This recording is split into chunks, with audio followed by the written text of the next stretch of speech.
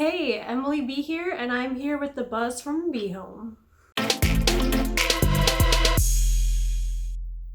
So, it's been a while since I have given you guys an update, and I think the last video that I posted was a 6-week update on a pregnancy, and then I went on like a 3-month hiatus, and you guys are probably wondering where the heck I've been. So, I did want to let you all know that the pregnancy unfortunately ended in a miscarriage again. It's very uncommon for a woman to have 2 miscarriages, like a miscarriage and then another miscarriage. We started to notice some complications around the time that we posted the last video, and after some more doctor's appointments, it was kind of like our worst fears were confirmed. We ended up losing the pregnancy at around 10 weeks. This loss actually happened a little bit before my birthday and then a little bit before Christmas.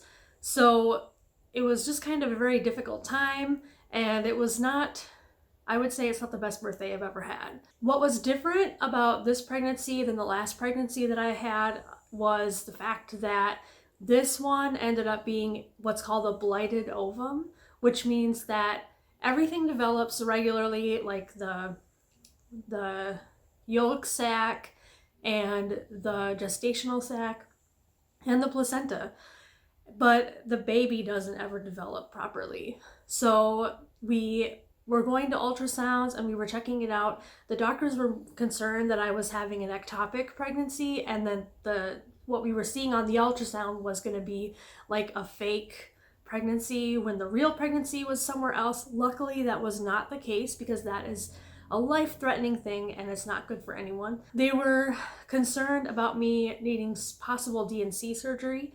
I didn't end up needing that. I actually miscarried safely at home. This time it was a little bit more, I would say, like traumatic than the last one. The last one, it happened and we didn't even know it happened because I had so much bleeding beforehand.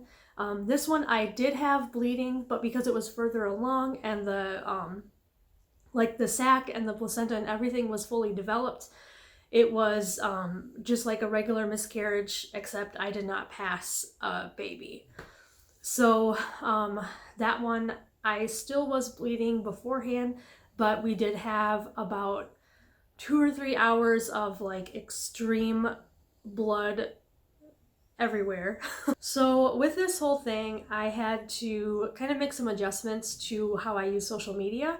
I pretty much stayed off of YouTube for a couple months. The hard part was that I was following a lot of people who were newly pregnant, and they were sharing updates and sharing how they were trying to get pregnant and stuff like that, and I just didn't need that reminder. It's not that I'm not happy for them. I just am, I was just struggling with, losing my own two pregnancies. I just went through a period of time where it was just really difficult. I kind of had some depression come back again. You ask God, why does this happen?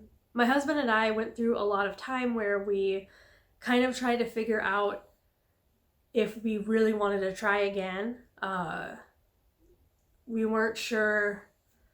We really wanted to give Seth a sibling, but it was just getting to be too much for both of us. We actually decided not to have any more kids. So within the past couple months, we've been getting rid of baby stuff, things like that, and just kind of like getting our house ready for the next season in life. I struggled a lot with depression in the form of more fatigue. I was just, I didn't have the energy to keep up with anything. And I think that might have been, my body trying to heal. Miscarriage is kind of rough on your body. And I had 2 in a row, and both of them I bled the whole time I was pregnant. So, 8 weeks of bleeding plus, 2 weeks of miscarriage bleeding, and then another 10 weeks of bleeding plus another 2 weeks of miscarriage bleeding. That takes a toll on your body. And we were worried that I was anemic, but I ended up not being anemic.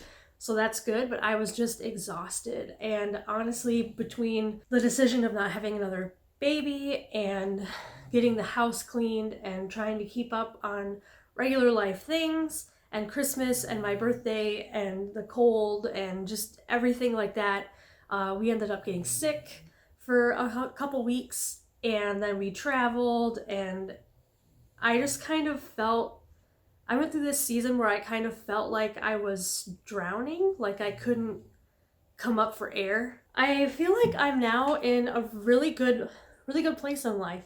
I have started seeing a chiropractor, and I've gotten on some different supplements and changed some things about my diet. And I just feel a lot more mentally clear, and I have a lot more energy. I have way more energy than I did before. I just wanted to give you guys an update so that you weren't left hanging forever wondering what happened to me. If you guys have any questions about my miscarriages or miscarriage in general, or even postpartum depression, I would be so happy to answer those for you in another video. If you would like to, you can leave them down in the comments. Also, let me know where you're watching from, and let me know how you're doing. But I guess that is all for this video. If you're interested in seeing more of my videos, be sure to like this video and then subscribe to my channel. So I will see you next time.